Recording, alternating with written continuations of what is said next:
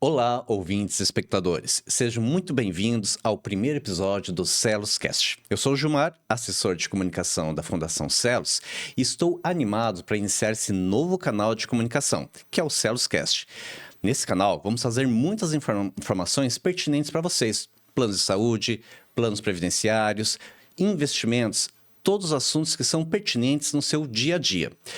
Nosso objetivo é oferecer uma visão completa da entidade e no que ela pode oferecer para você. Hoje, vamos mergulhar nos resultados dos nossos investimentos. Discutir a estratégia que adotamos para obter o melhor retorno possível. Nós também vamos dar uma olhada nas diretrizes e as políticas que guiam nossas decisões de investimento. Para isso, teremos a participação especial do nosso gerente de investimento da Celos, João Francisco Escute Bastos. Então, João, vamos começar o nosso primeiro episódio apresentando como funciona a governança de investimento na Celos. Algo tão importante para garantir a segurança dos nossos participantes e assistidos. João, pode nos contar como funciona a governança dos investimentos da Celos? Oi, Gilmar, é um prazer estar aqui. Obrigado aí pelo convite. Então, com certeza, né, acho que é muito importante. Primeiro, acho que o primeiro ponto é a gente falar um pouco da governança geral da Celos, né? Então, lembrar quem faz parte da governança geral da Celos, que começa, então, do Conselho Deliberativo, que é o órgão máximo, né, quem estabelece as diretrizes não só de investimentos, mas gerais da Celos. Em conjunto a ele tem o Conselho Fiscal, que vai depois fazer o monitoramento, a fiscalização disso tudo. E quem vai executar a diretoria executiva, né? Abaixo da diretoria executiva, então, vai estar as áreas técnicas. E ali, então, acho que focando, né, na parte de investimentos, a gente tem aqui o destaque, então, seria a gerência de investimentos. Ali, então, eu sou gerente. Temos um outro analista, temos 2 pessoas de back-office, então, que vão fazer toda a parte do dia a dia ali de investimentos e também um assistente de investimentos. Então, a gente tem essa estrutura. Na área também, na gerência de controles internos, a gente tem uma pessoa dedicada apenas para o compliance de investimentos, então ele também tem full time ali acompanhando e monitorando isso. Então essa parte, acho que mais do ponto de vista de estrutura, né? Agora no ponto de vista realmente de processos, né? Como é que isso funciona, como é que isso acontece, né? Então isso, anualmente, o Conselho Deliberativo, ele aprova uma política de investimentos, e essa política de investimentos é o principal documento, acho que é interessante todo participante, todo assistido, enfim, ter essa leitura, ter essa ciência da política de investimentos, que ali vai dizer todas as diretrizes de como são realizados os investimentos nas Celos, alçadas, enfim, e tudo mais. Então, acho que também é um documento super importante que está disponível no site da Celos. Maravilha, João. João, pelo que você explicou, que eu entendi, as políticas de investimento, elas têm algumas diretrizes estabelecidas, né? Eu queria saber, na prática, como que é realizada essa estruturação da carteira de investimento na Celos? Bacana. Então, como é que isso funciona? Ele tem um fluxo, né, que até a gente pode estabelecer como início e fim, mas é algo constante, né? Ele é algo cíclico que ele nunca, na prática, acaba tendo um fim, né? Como é que isso acontece? A gente, então, começa pelo estudo técnico chamado ALM. O ALM, ele vai analisar o quê, né? Ele vai verificar quais as características do meu passivo, do meu plano, ali, fluxo de pagamento dos benefícios, características do plano, duração do plano, tudo mais.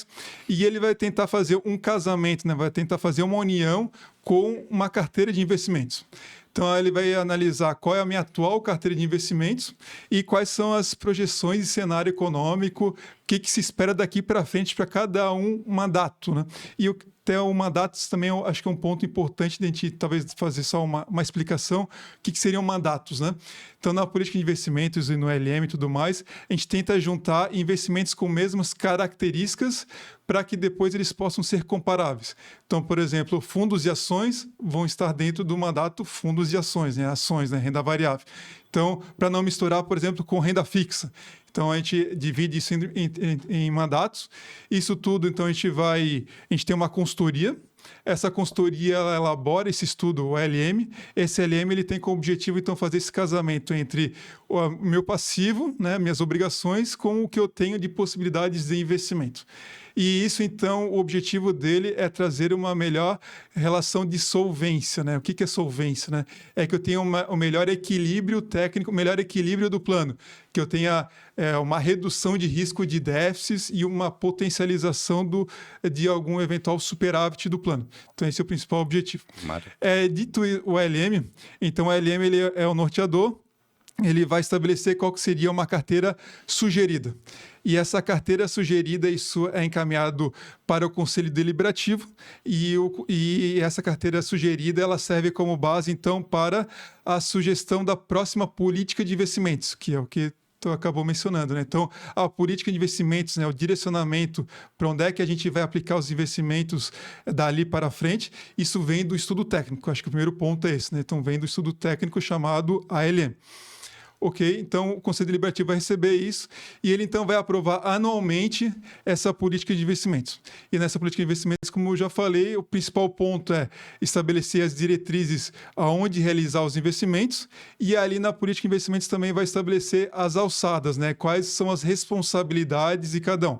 Isso tudo ocorre no mínimo uma vez por ano. No final do ano, então ali entre o mês de novembro e dezembro ocorre essa aprovação. E aprovando, então, a diretoria recebe isso como direcionamento e as áreas técnicas também, para que isso, então, seja implementado no ano subsequente, né? Então, é esse o fluxo que ocorre na aprovação da política de investimentos e depois implementação desse direcionamento da política de investimentos. Ótimo. Então, a aplicação sempre é no ano subsequente e o período de aplicação dessa política de investimento é entre o período de janeiro até dezembro? Como funciona? É 12 meses completo? A execução disso? Boa pergunta. O horizonte da política de investimentos é de 5 anos. Então, quando tu vai fazer uma estruturação de uma política de investimentos, até para um perfil de previdência, né, algo de longo prazo, então o horizonte vai ser de um prazo um pouco maior. Então, de 5 anos, ali a gente então, tem uma expectativa de projeção de rentabilidade, de volatilidade de risco, enfim, então a gente faz esse planejamento. Só que é óbvio que o cenário econômico é algo constante, né? Ele muda, tem muitos fatores imprevisíveis que acabam tendo essas alterações. Então, isso faz com que a gente, então, anualmente faça essa revisão, essa atualização. Isso é a prática, né? Anual. Mas nada impede... Desculpa. Ótimo, não, tranquilo. Pelo que eu pude entender, realmente, então, a política ela não é, digamos, definitiva. Ela pode ser reavaliada dependendo realmente das condições mundiais, globais, econômicas existentes, para que seja, então, adequada à realidade econômica e financeira do país e também a expectativa das células. Exato. Correto? Então, nada impede de, acontecendo algum fato externo, que nem Covid aconteceu, alguma outra situação extraordinária, de a gente elaborar um LM extraordinário, e, consequentemente, também o Conselho Deliberativo aprovar uma política de investimento extraordinária. O que é extraordinário? Identificou-se que no primeiro semestre lá aconteceu alguma coisa e que demanda, então, uma atualização da política de investimentos. Nada impede do Conselho Deliberativo, que de fato já aconteceu e acontece, o Conselho Deliberativo vai lá e aprova uma nova política de investimentos, uma atualização. Isso é natural, a gente tem que estar acompanhando esse cenário, essas mudanças de cenários. Perfeito, João. E aí, mais uma dúvida eu tenho. Como funciona o monitoramento dos investimentos realizados? Como que você realiza isso? Exatamente. Então, a política de investimentos foi estabelecida e ali foi, então, dado qual que é o nosso norteador, né? Tendo o nosso norteador, eu acho que o ponto importante é como é que a gente vai estruturar, então, a carteira de investimentos para depois fazer o monitoramento dessa carteira de investimentos. A estruturação, então, a gente divide entre uma análise quantitativa e depois qualitativa. Na quantitativa, a gente utiliza sistemas para poder fazer essa seleção, né, essa busca pelos melhores investimentos. Então, lembrando que a gente já teve o LM, né, aquele estudo técnico, já dando o direcionamento ali, dizendo para esse plano é melhor a gente ter um percentual X de renda variável, um percentual Y de renda fixa, um percentual, outro percentual em títulos públicos, por exemplo. Então, o LM vai estabelecer mais um ponto de vista macro por mandato. Depois disso, a gente tem que fazer a seleção dos investimentos dentro do mandato. Então, ok, o LM me estabeleceu ali um valor X em renda variável em fundos de ações. Mas quais são os melhores fundos de ações? Então, acho que esse é um grande ponto, né? Então, para selecionar os melhores fundos de ações, a gente tem um sistema onde ele captura todos os fundos e ações disponíveis hoje no mercado, e a gente então faz mensalmente o monitoramento tanto dos nossos fundos quanto quais são os principais concorrentes deles. A gente acompanha rentabilidade 12, 24, 36 meses, acompanha o nível de risco dele, acompanha se teve alguma alteração de gestor, se teve alguma alteração de estratégia. Então, a gente faz todo esse acompanhamento e que já está até linkado com o próprio monitoramento, né, que tu acabou falando ali, né? Então, a gente tem esse monitoramento geral, mas que esse monitoramento acaba, então, servindo como input para a seleção. Então, a gente faz essa seleção primeiro quantitativa, depois isso passa por uma análise qualitativa de uma consultoria que a gente tem lá, que a Celus tem contratado. E depois isso tudo é encaminhado para o compliance. O compliance também faz a sua análise, né, de enquadramento e checagem gerais. A gente faz uma due diligence também com gestores. Então, para qualquer investimento novo, a gente tem que fazer uma reunião com o gestor, com a área de risco do gestor, entender como é que funcionam as estratégias e tudo mais. Tudo tendo essa análise, e tudo isso é formalizado em relatórios, é encaminhado para a diretoria e a diretoria que então vai tomar a decisão. Se for um investimento com uma complexidade maior, ainda vai passar pelo comitê de investimentos, que também até é um órgão que eu acabei até nem comentando ali inicialmente na parte de governança, mas que também é super importante, né? Que o comitê de investimentos então, é o órgão técnico que dá esse suporte no ponto de vista de governança, né? Então ele dá esse suporte, até um suporte para o próprio conselho deliberativo, porque quem compõe o comitê de investimentos também são membros do próprio conselho deliberativo. Então, a gente consegue ter essa integração lá do conselho deliberativo, que estabeleceu as diretrizes dos investimentos, lá com o dia a dia dos investimentos, via o comitê de investimentos, né? Então, voltando para cá, então, acho que esse é o ponto ali da seleção dos investimentos. Então, acho que isso é ok. Então, agora partindo para a segunda etapa, que é a parte do monitoramento dos investimentos. Então, foi selecionado lá o fundo de investimento X ou Y, enfim, teve essa deliberação. E a gente então vai fazer esse monitoramento. Como eu comentei, então a gente faz esse monitoramento, uma grande ferramenta é um relatório mensal que a área lá emite. Nesse relatório, então, a gente faz esse acompanhamento de performance e até de desempenho, né, para verificar como é que ele foi e verificar se ele continua aderente entre os melhores fundos de mercado. Então, esse primeiro ponto também é importante. E esse trabalho, então, é um trabalho que envolve tanto a área de investimentos e a própria área de compliance. Então, no dia a dia, a área de compliance também está acompanhando as carteiras. Se ela identifica alguma dúvida, algum ponto de atenção, ela também tem total autonomia para realizar o questionamento e tudo mais. A gente também tem, até pelo porte das células, acho que isso também é um ponto importante, pelo porte das células a gente tem contato direto com os gestores, então já tem uma escala, já temos uma rotina de realização de reuniões, né, com os gestores, e esse processo, então, ele é contínuo, né? Então, identificando alguma situação, algum ponto de atenção, a gente tem total autonomia para encaminhar isso para a diretoria deliberar por um resgate, por exemplo, total ou parcial. E identificando algum fundo que se destaque, esse fundo aqui está melhor do que um fundo que a gente tem aplicado hoje, também a gente caminha para a diretoria também tem toda essa flexibilidade para poder estar fazendo essas realocações e mudando de investimentos para buscar uma melhor rentabilidade. Né? Então, perfeito. E, João, o que nós podemos esperar do desempenho da atual carteira de investimento da Celus? Isso também é um ponto bem importante, porque a gente tem vários perfis de investidores, né?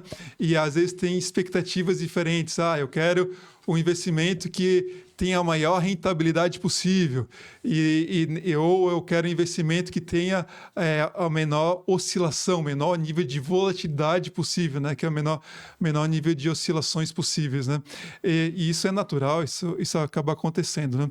E a gente tem um entendimento ali nas células, acho que é muito claro, que o principal foco da carteira de investimentos é trazer uma segurança para o plano, né? Ter um objetivo previdenciário, né? Um objetivo de longo prazo. E nesse objetivo de longo prazo, ter uma previsibilidade e ter um horizonte constante de rentabilidade é algo muito importante. É algo muito ruim tu ter um ano a bolsa foi muito bem, então a rentabilidade foi muito boa. Outro ano a bolsa foi muito mal e tu ter uma rentabilidade muito ruim. Então, isso seria algo muito maléfico para o plano, porque isso poderia gerar de um ano para o outro um déficit muito alto ou um superávit. E isso acaba sendo algo imprevisível, né? A gente acaba, enfim, a gente está vendo nos últimos anos, enfim, acho que isso, historicamente, a imprevisibilidade no início do ano, imaginava-se que iríamos ter, sei lá, uma redução de uma taxa de juros. E ao longo do ano já muda completamente esse cenário e, ao invés de ser uma redução, passa a ser um aumento da taxa de juros. Isso tudo impacta na renda variável, na renda fixa e tudo mais. Então, essas mudanças de cenários são muito constantes e acabam acontecendo. Então, dito isso, então, acho que o primeiro ponto é qual que é o foco dos investimentos, o objetivo dos investimentos das células. É trazer segurança e diminuir o risco de ter algum equacionamento futuro relacionado a investimentos. Então, acho que o primeiro ponto que já tem desde os últimos anos aí, eu acho que é esse ponto. Não é rentabilidade por rentabilidade, mas sim é trazer uma segurança e uma previsibilidade disso. Isso posto, então acho que o próximo ponto é como trazer isso, né? E como trazer isso, então, uma ferramenta que as entidades de previdência possuem, que uma pessoa física, por exemplo, não possui, é aplicar em títulos públicos marcados na curva. O que é um título público marcado na curva, né?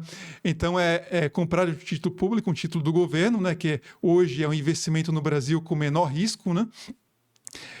E tu estabelecer ali que é uma prerrogativa que as entidades têm, que uma pessoa física, por exemplo, não possui essa possibilidade, tu se comprometer a manter esse título até o vencimento dele. Tu fazendo isso, ao invés do título variar diariamente a rentabilidade dele, variar diariamente qual é o preço dele, que é algo que nem uma ação, né? Uma ação da Petrobras um dia sobe e um dia cai, né? Então isso varia diariamente. O título público também acontece isso.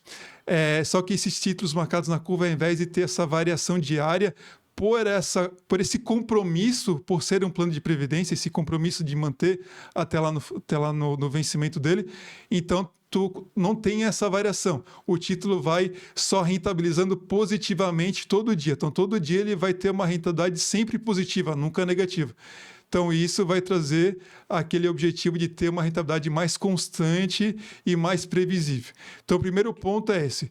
Como que eu posso ter uma composição de títulos públicos com essa natureza de maior nível de segurança, maior solidez para o plano e que esteja aderente com a minha meta atuarial, com o meu objetivo de rentabilidade, que é o objetivo que vai interferir nas minhas obrigações, no meu passivo do plano.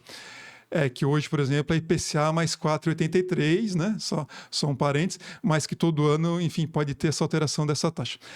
Então, nesses títulos, a gente tem essa segurança de ter uma rentabilidade já aderente à meta. Depois disso, então, o primeiro ponto, o grande ponto é esse. Hoje, a nossa carteira tem algo em torno de entre 65% e 70% da carteira está nessa composição. Então, tendo isso, o restante o restante, então, a gente vai analisar qual seria o cenário econômico. O cenário econômico, talvez, é da Bolsa agora ter uma valorização muito alta, então vamos aumentar a Bolsa. Não, é de ter uma taxa de juros alta, então a renda fixa acaba sendo mais atrativa. Então, vamos aplicar um pouco mais a renda fixa. Então, sobre esse percentual excedente, digamos assim, né, que sobra dos 70% ou dos 65%, então que a gente vai ter essa gestão mais ativa, essa composição de carteira. Então, só resumindo e respondendo a sua pergunta, o que a gente imagina da carteira de investimentos das células? É ter uma carteira com uma previsibilidade elevada, onde a gente tem um alinhamento com a meta atuarial. Acho que esse ponto, mas que a gente então tem essa ciência de que, eventualmente, num determinado mês onde a Bolsa der uma rentabilidade muito elevada, sei lá, 4%, o nosso plano, obviamente, não vai dar os 4%, vai dar lá, sei lá, 1%. Mas também no mês em que a Bolsa der menos 4%, o nosso plano também não vai dar menos 4%, o nosso plano vai dar 0,5%, vai dar positivo, e vai dar positivo. Então, esse olhar que é importante que o participante tenha e que, em alguns momentos, ele acaba comparando com o investimento direto que ele tem lá na corretora, num fundo, sei lá, em algum outro lugar, e que acaba não tendo essa percepção e que é importante ele ter. Né? Maravilha, João. João, pelo que você explicou, tem 2 pontos ainda que eu fiquei com dúvida, tá? Perfil de investimento. Tu comentou realmente que hoje a carteira da Celos, nós temos mais de 9 mil participantes, né? Obviamente, cada pessoa tem suas decisões individuais. Tem perfis de investimentos diferenciados. E pelo que eu pude entender, a Celos tem como foco, na verdade, no plano, né? Na verdade, é obter realmente sucesso por plano. O porquê esse diferencial? Porque eu já percebi um mercado oferecendo realmente perfis de investimentos. Por que a Celos não adotou esse perfil, então, especificamente? Porque pelas características dos atuais planos da Celos. Então, por exemplo, o plano transitório é um plano fechado. O plano fechado, o principal objetivo dele é ter aderência à meta atuarial. Então, tendo aderência à meta atuarial, já que a nossa composição de carteira, o principal objetivo é essa aderência à meta atuarial, essa previsibilidade, não faria muito sentido a gente disponibilizar para o plano transitório um perfil arrojado, por exemplo, de aplicação em bolsa, né, com um percentual maior em bolsa, porque seria algo antagônico, algo que não faria sentido ao objetivo do plano. Indo para o plano misto é um plano só. Então, a composição, a estruturação do plano misto, apesar de ter a diferenciação, né, lá no regulamento, entre uma parte dos participantes que ainda tem a possibilidade de ter o benefício vitalício e outra parte que a gente já chama de CD puro, né, mas enfim, acho que essa questão de CD ou BD é um ponto de outro episódio.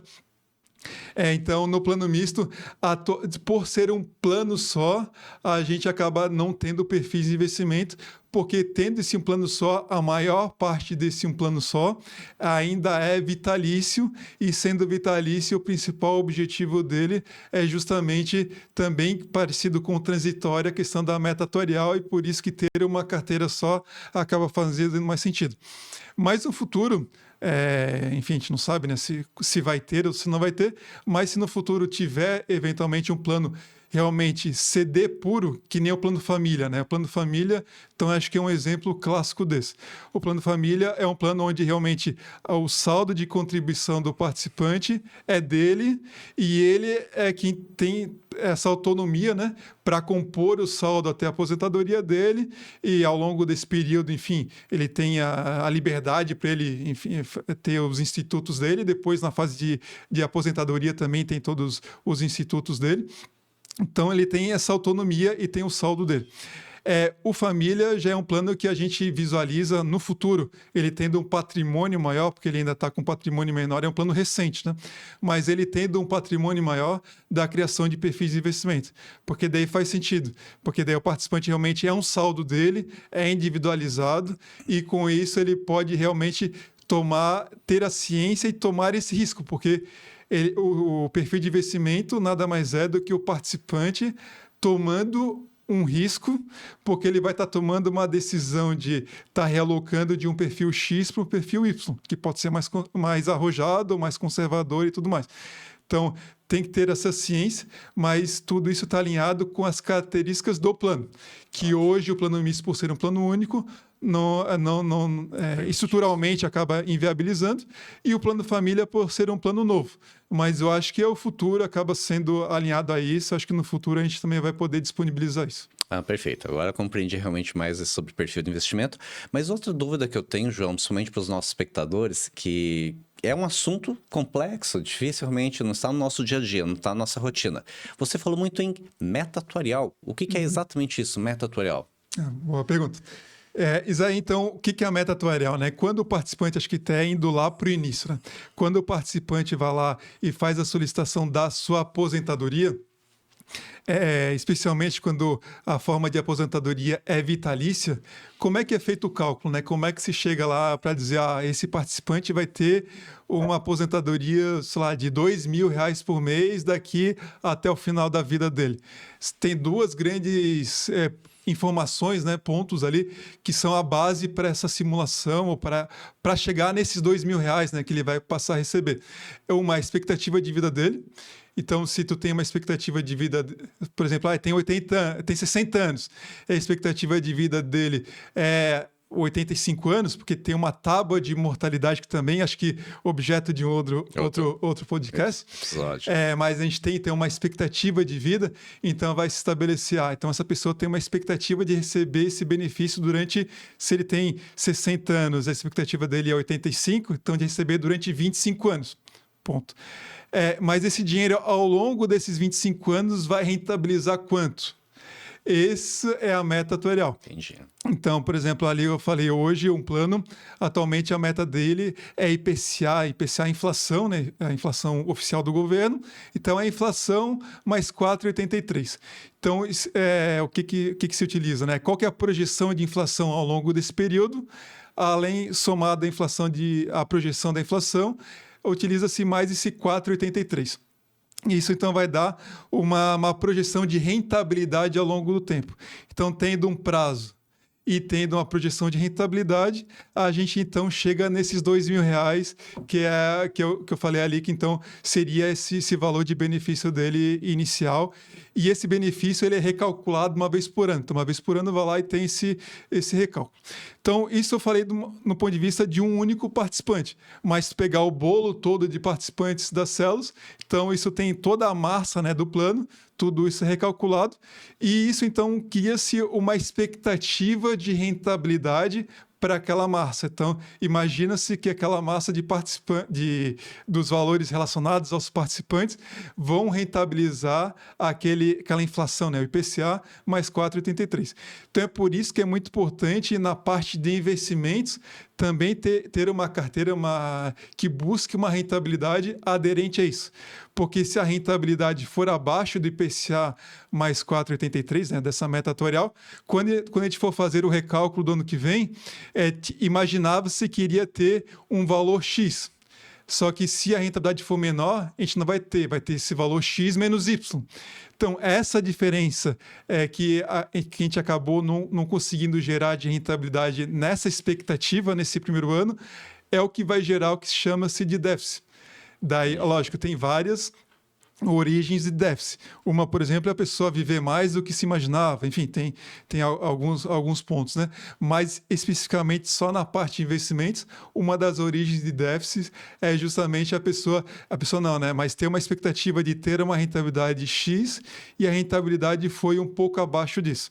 Da mesma forma, se for acima disso, ótimo. Então, gera um superávit relacionado a investimentos. Por isso que é muito importante esse alinhamento entre a carteira de investimentos com a meta atuarial, né? Que então isso tudo é a meta atuarial. Agora entendi. Mas realmente esse é um assunto tão interessante que vale a pena realmente a gente programar realmente um novo episódio falando justamente sobre isso, que eu tenho muitos questionamentos também, focado no nosso atuário. João, maravilhosa a explicação que você deu sobre a carteira de investimento, é um processo bem robusto realmente, né? Mostra realmente esse processo de governança das células, mas agora eu quero saber na prática, né? Eu quero saber como foram os investimentos das células. Você pode contar um pouquinho como é que foi o desempenho dos nossos planos agora, no mês de julho? Claro. Então, no mês de junho, a gente ainda, e não só no mês de junho, né, mas nos meses no gerais, assim, né, nos últimos meses, a gente tem sempre uma ligação muito forte entre a taxa de juros e o mercado brasileiro, inevitavelmente com o mercado americano, né? E nessa linha, a gente tem muita questão da expectativa, né, de taxa de juros. Tem expectativa, a taxa de juros no Brasil vai ter uma redução de taxa de juros. E, consequentemente, nos Estados Unidos também, né? Vai ter uma redução ou um aumento, né, da taxa de juros. E isso está influenciando diretamente nos últimos meses, porque ele acaba não influenciando só a renda fixa, mas ele também acaba influenciando também a própria renda variável, né, as ações. Dito isso, então a gente no mês de julho e agora já no mês de agosto também, a gente tem um cenário aí ficando mais claro do início da redução de taxa de juros lá nos Estados Unidos. E o que isso acaba gerando, né? Isso acaba influenciando tanto ter um benefício, uma rentabilidade positiva na renda fixa lá fora, quanto na própria renda variável lá fora também. Mas vindo aqui, então, isso fez com que as bolsas globais, né, no gerais, então no exterior, acabasse gerando uma rentabilidade positiva e os nossos investimentos também de investimento exterior acabaram também gerando uma rentabilidade positiva em julho e agora em agosto também.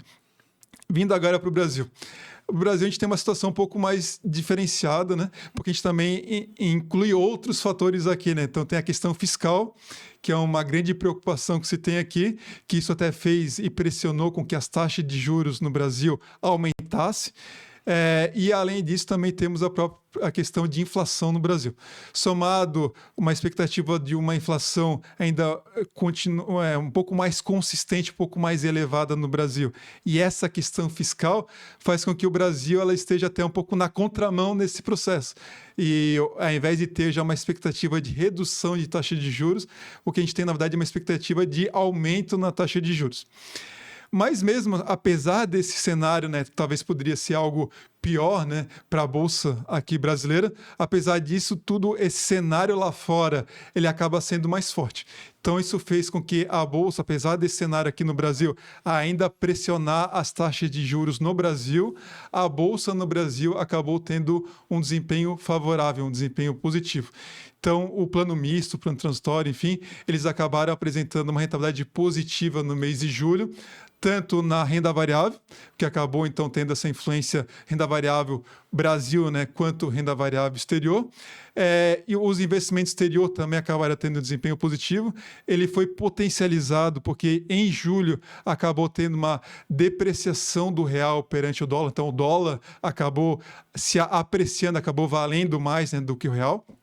Em julho, agora em agosto até já voltou isso, né? Mas isso acabou influenciando também no mês de julho essa performance. Então, até para trazer alguns percentuais aqui para ti, investimento exterior, a gente no mês de julho ele rentabilizou entre 2,5% e 3,5%. E fundos de renda variável rentabilizou em torno aí de 3,5% a 4% na média. Isso fez com que... e também os títulos públicos também rentabilizaram bem, numa média aí de 0,85%.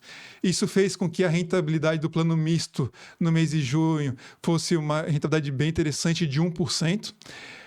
Tendo essa rentabilidade de 1% versus uma meta de 0,60%, uma meta atuarial, né, de 0,60%. Então, a gente superou a meta atuarial do mês de julho.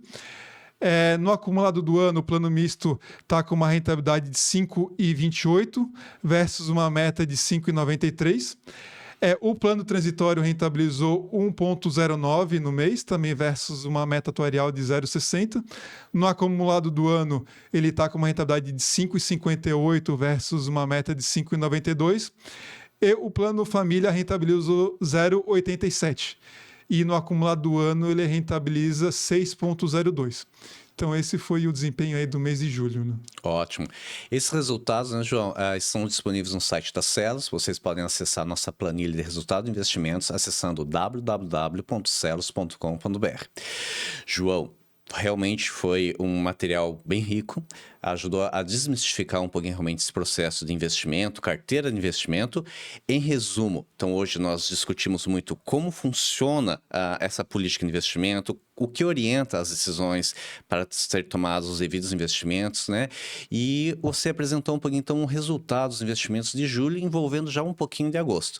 Tem mais alguma contribuição, alguma coisa mais que queira complementar nesse nosso episódio inicial? Eu acho também um ponto importante, até já fazendo um link com o Plano Família também, é que a gente está à disposição ali, porque acho que um grande fator que a gente acaba, às vezes, talvez até deixando, né, de expor para os participantes, é a própria portabilidade, a própria possibilidade dos participantes trazerem os seus recursos de outros planos, PGBL. PGBL não pode portar, mas pode resgatar e vir e fazer um aporte, né, no plano. Da nossa disponibilidade de fazer comparativos. Então, também é uma ferramenta que a gente disponibiliza lá na Celos, onde a gente pode fazer um comparativo entre, se tu está na dúvida, tenho lá um PGBL no Banco do Brasil, sei lá, ou qualquer outro, falei o nome aqui, né? Mas enfim, qualquer outra instituição. E eu estou na dúvida se lá o plano lá acaba sendo melhor ou pior do que aqui. Então, pode pedir, tem área de atendimento, né? O atendimento acaba fazendo esse filtro, mas fazer essa demanda, né? Solicitar um comparativo, a gente faz esse comparativo de rentabilidade, de carteira, de composição, para poder realmente demonstrar e verificar se realmente vale a pena eventualmente continuar lá ou de fazer a portabilidade para cá, porque realmente previdência é algo de longo prazo, né? Então, quanto antes tu conseguir identificar isso e verificar isso, às vezes estás em outro local pagando uma taxa de administração de 2,5% e a nossa muito mais barata, 0,70%, por exemplo. Então, para que tu vai estar pagando taxa durante 10 anos, 20 anos, você pode estar no local aí rendendo mais, com uma taxa menor, com um plano mais flexível, enfim, tudo mais. Então, a gente está à disposição disso. E qualquer dúvida também está à disposição, a própria área de atendimento, né, o filtro, o Fale Conosco, né, uma forma de comunicação. Qualquer dúvida que tiver relacionada a investimentos, a gente está à disposição para poder esclarecer da melhor forma possível. Muito obrigado, João. João deixa agora bem evidente que a área de investimento, além de ser uma área operacional, ela é também interativa. Então, envie realmente seu questionamento e essa proposta do João, fazer o comparativo, são quase uns consultores realmente individuais para nós. Então, se tiver alguma dúvida em fazer portabilidade para Celos, não fique com essa dúvida. Envie seu questionamento para Celos, que a equipe do João vai com certeza lhe atender da melhor forma possível e sanar todas as suas dúvidas. Bom, pessoal, estamos chegando então à etapa finalmente já do nosso primeiro episódio, Cast Celos. Esperamos que tenha gostado muito realmente e tenha esclarecido muito das suas dúvidas. E se você tiver alguma dúvida ou algum comentário que ainda não tenha sido sanado, por favor, envie para nós. Envie por meio do site da Celos, nós temos o Fale Conosco, né? Estamos à disposição para responder todas as suas dúvidas e o principal, queremos também a sua participação. O seu engajamento é essencial para nós.